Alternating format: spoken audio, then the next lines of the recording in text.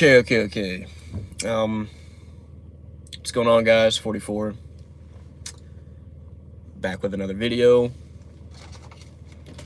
Saints lose to the San Francisco 49ers 13-0.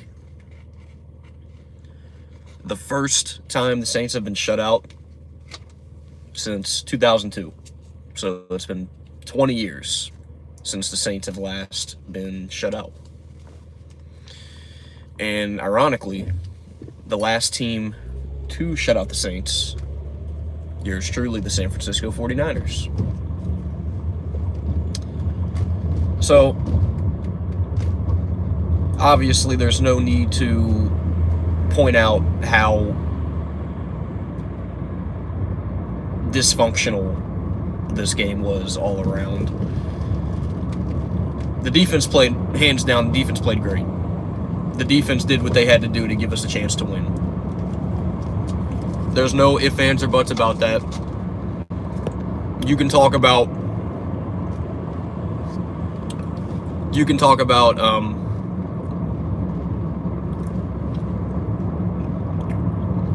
Chris Harris and his two costly mistakes, shoving that guy out of bounds and giving the 49ers a first and goal, and holding when Alontae Taylor intercepted the football and returned it to the 5-yard line.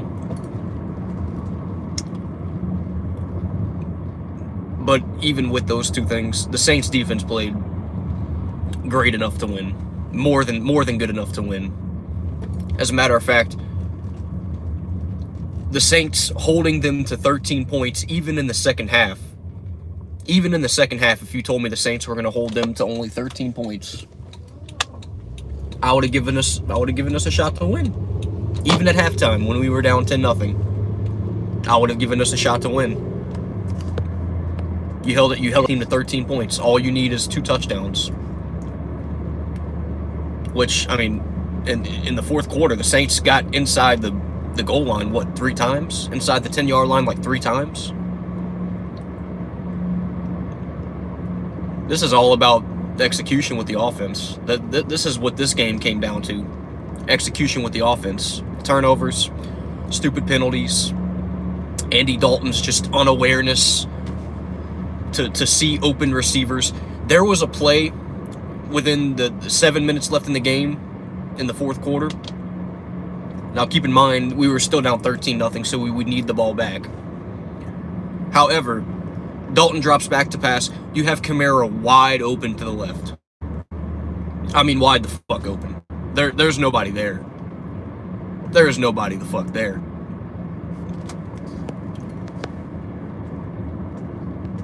Literally nobody there.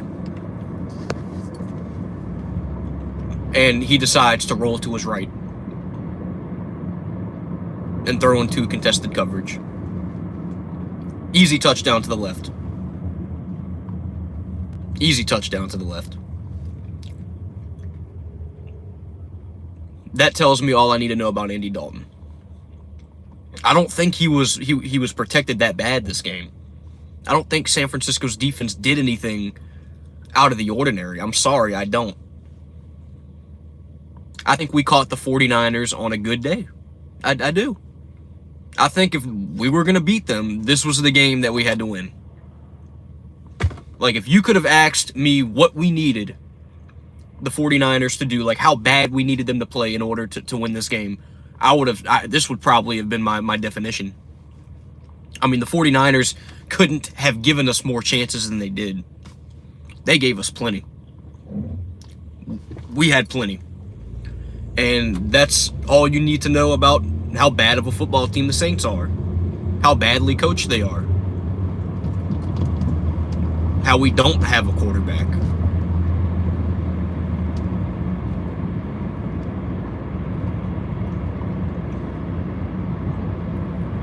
It's sad, dude. It's sad.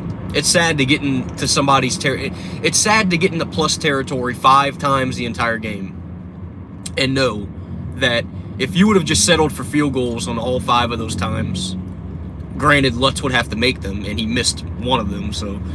But if you were to just settle for field goals once you got to the 30-yard line, and Lutz made them all, we would have won the game 15-13. we wouldn't have even had to get inside the 5-yard line. I can count numerous times where the Saints have either started in San Francisco territory or got into San Francisco territory and ended up coming out with nothing.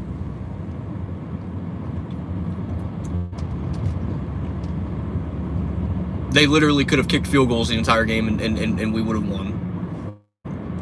Literally, dude. The Saints had ability to move the football.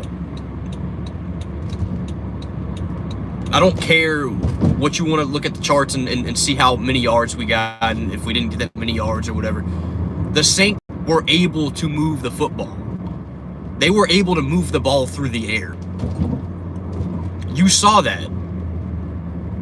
You clearly saw that. Shaheed catches a pass for 30 yards in the middle of the field. Chris Olave, wide open, has a catch that in the first half that would have got us inside the 5-yard line, down only 3-0. Drops it.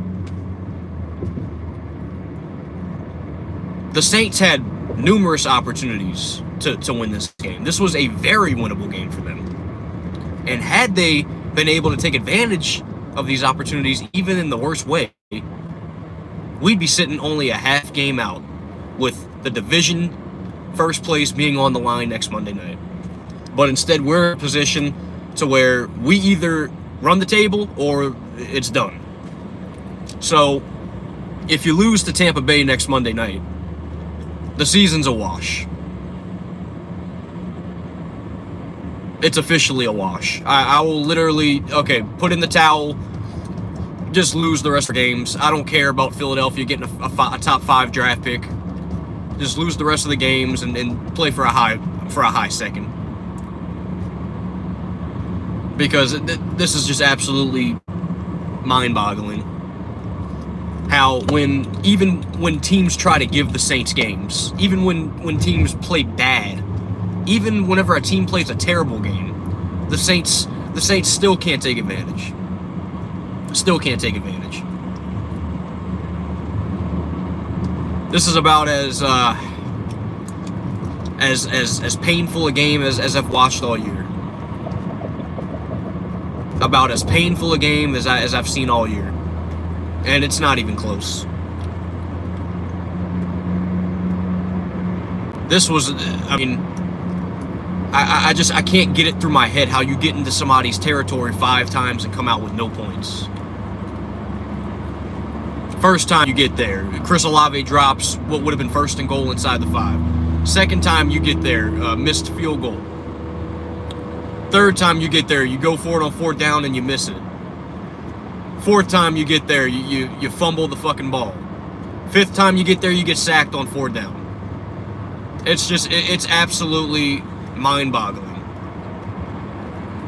Absolutely mind-boggling how bad this New Orleans Saints offense is.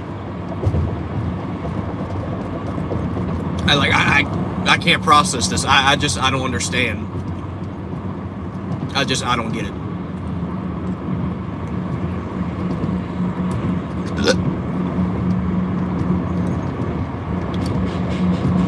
How do you possibly fuck up that bad? I don't get it. I don't get it.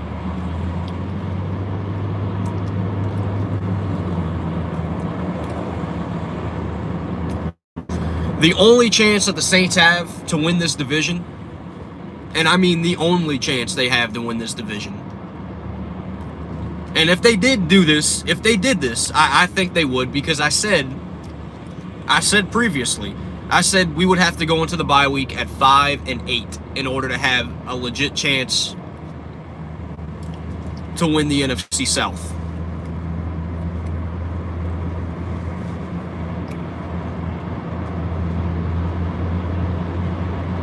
And the Saints still have a chance to go into the bye week at 5-8.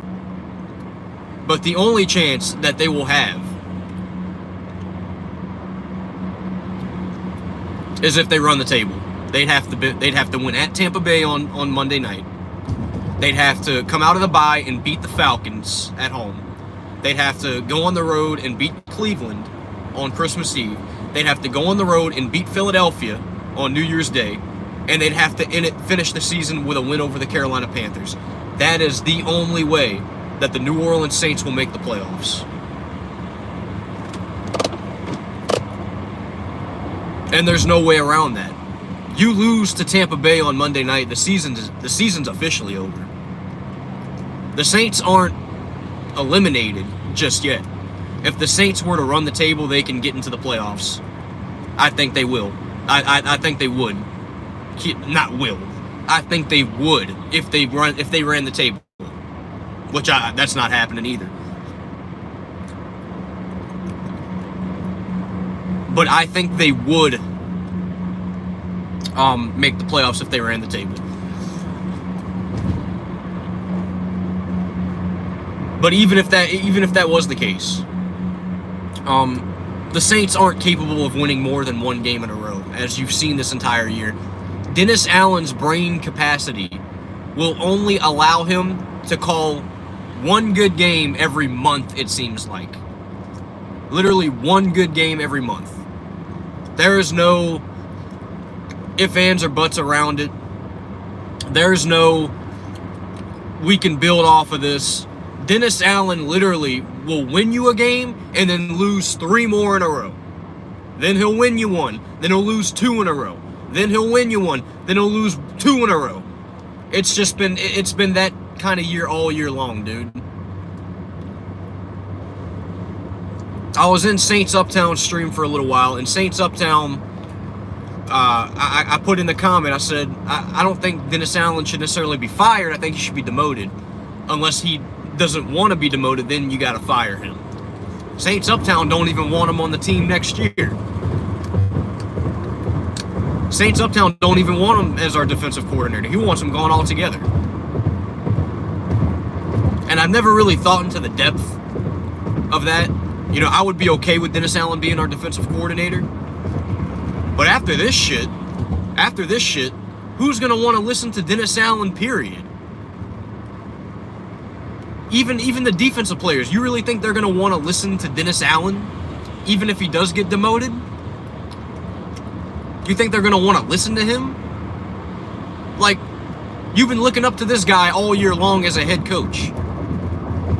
What in the fuck makes you think that you're gonna look up to him still as a coach, just as a defensive coordinator? Even though he was a defensive coordinator, I think he spoiled a lot of relationships within this organization, within this team, especially on the defense. I think he has definitely spoiled and wrecked a lot of relationships due to his impulsive decision making, or compulsive decision making, whatever, of not putting Jameis in the game when it was time.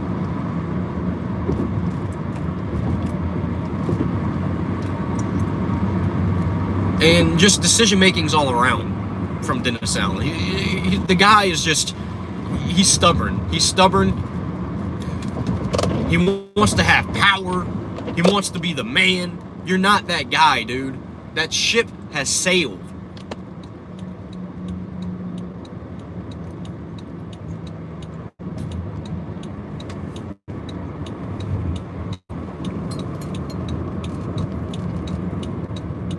Any other team in the NFL, dude, any other fucking team in the NFL yesterday would have won that game in San Francisco. I firmly believe that. I mean, you look down the line and look at the scores of the games. You look down the line and look at the scores of the games from yesterday and how many points everybody scored. Obviously, everybody scored more points than we did.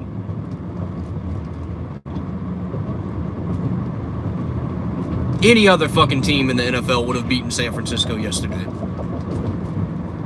Even in the worst way. Except the fucking Saints.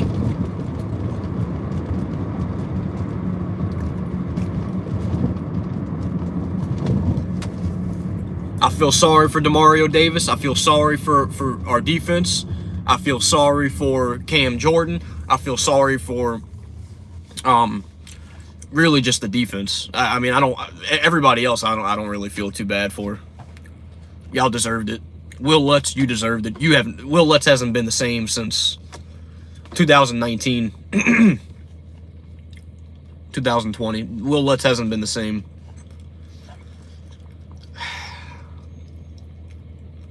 I mean, I'll scratch that. Whenever he's needed to make kicks, he's made them.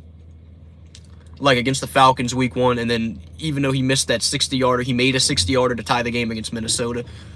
But in the middle of a game, whenever you need to get on the board, whenever you need to get on the scoreboard, like bad.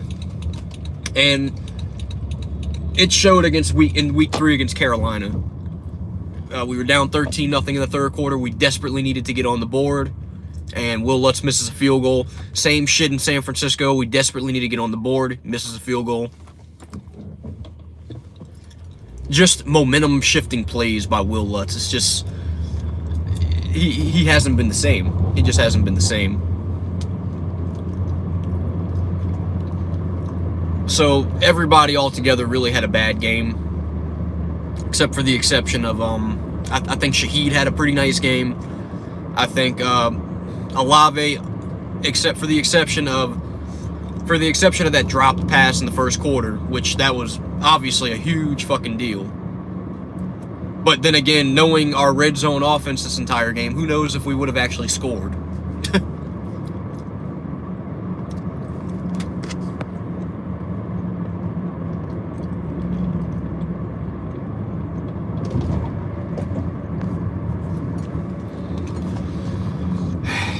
It's just mind-boggling. It's just mind-boggling, that's all. I mean, I can sit here and bitch and cuss and moan and piss and moan and all that all day long, but what good is it going to do? It's not going to do any good.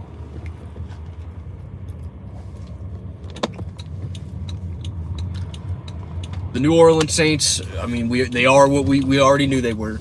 They're a bad football team that is inconsistent, that literally will find any way to lose. So, there you have it. The Saints' last gasping breath of hope, last gasp of air, has an opportunity on Monday night to be revealed. If they win Monday night, and this is just being reasonable, considering we haven't had a bye week all year long, they could theoretically go into the bye week tied with the same amount of wins as everybody else. Or even if Atlanta has more than us, or if they're 6-7, the Saints can own the tiebreaker against Atlanta. They can beat Atlanta and own the tiebreaker against them. They would have to. But the last gasping breath of hope that the Saints have is to beat Tampa Bay on Monday Night Football and go into the bye week, get a week of rest, and try to come out and run the table. That's their last hope. And I don't think that's happening. Obviously, I don't think that's happening. But mathematically, if the Saints were to beat Tampa Bay next Monday night, I don't care if it were to be 10-9. I don't care if it was 12-11. I don't give a shit if it was 2-0. If they were to beat the Buccaneers next Monday night, there would be a glimmer of hope for the Saints, considering they had a bye week right after. That is literally the only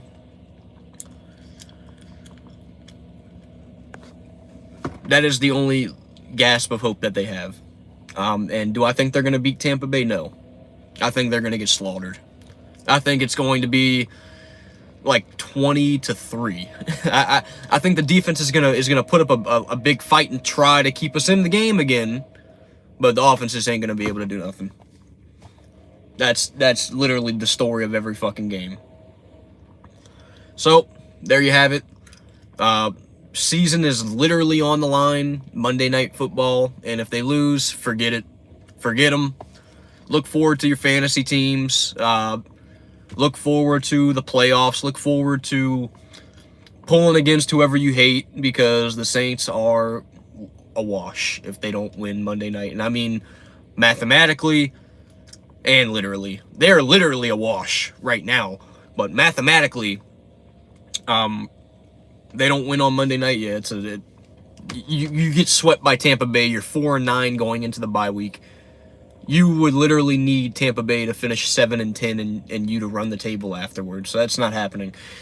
But with that being said, it is what it is, guys. It is what it is. It is what it is. Yeah, the Saints season definitely represents my my love life right now. I'll tell you that much. That's one thing that the Saints have in common with is my love life. They're both But with that being said, guys, you guys take it easy. You guys take it easy, and I'm out. Peace.